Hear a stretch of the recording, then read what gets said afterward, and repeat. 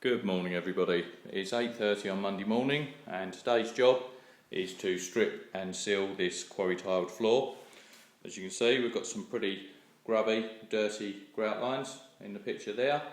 So we're going to be cleaning that out, stripping that out before resealing. Customer's been very kind to us and the only item of furniture she wasn't able to remove is this running machine. So we're going to move that around, clean underneath it and then reseal the floor. Right, this is the first area all prepared now. It's been thoroughly dry vacuumed and has been pre-sprayed with a wax and residue remover. We're going to give it 5 minutes dwell time now and then we're going to run over it with a black stripping pad on a 40 kilogram rotary machine.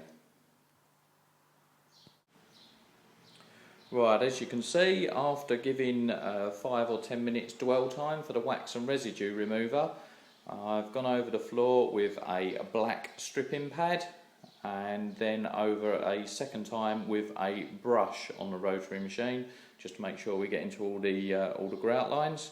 So what we're going to do now, we're going to get the wet pickup out and get rid of all that slurry that's sitting on the surface of the tiles now. Okay, this is where we are so far. I've neutralised the floor with a natural stone cleaner and a red pad on the rotary machine. And as this is a dog room, the customer has requested that we treat the floor with a urine neutraliser, as there may have been 1 or 2 dog accidents, I think is probably the polite way of putting it, over the years. So I've pre-sprayed the floor with the urine neutraliser and then with a new red pad that was obviously only going to be used for this job only, agitated it into all the grout lines with the rotary machine. The urine neutraliser has been down now for about 35 minutes, which is more than enough dwell time for this particular product. So we can now extract off all the slurry. We're now going to do a final rinse on the floor with the extraction machine and a hard floor wand.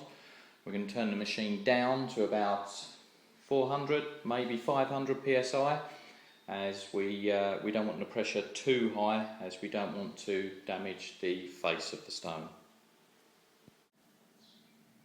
That's the final rinse completed now. I turned the machine down to 300 psi in the end and had the water temperature at about 60-70 degrees.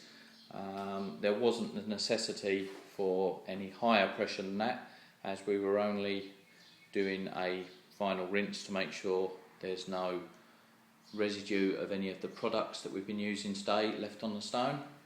You can actually see we're using hot water and not so much pressure. Some of the stones have started to dry out already on the surface. You can see them drying from the outside in. So what I'm going to do now to speed up that drying process, I'm going to grab a couple of air movers out of the van, set them up in corners of the rooms, making sure that it's not going to be blowing any pictures or anything like that off of the wall. And then the next thing to do, when it's fully dry, when all the grout lines and everything are dry, is to apply some sealer, some natural stone sealer. The floor's now totally dry, so it's time now to go round and apply the sealer. Probably 3 coats of natural stone sealer should do it. So I'll crack on with that now and be back shortly. And there we have it, a fully stripped and sealed quarry tile floor.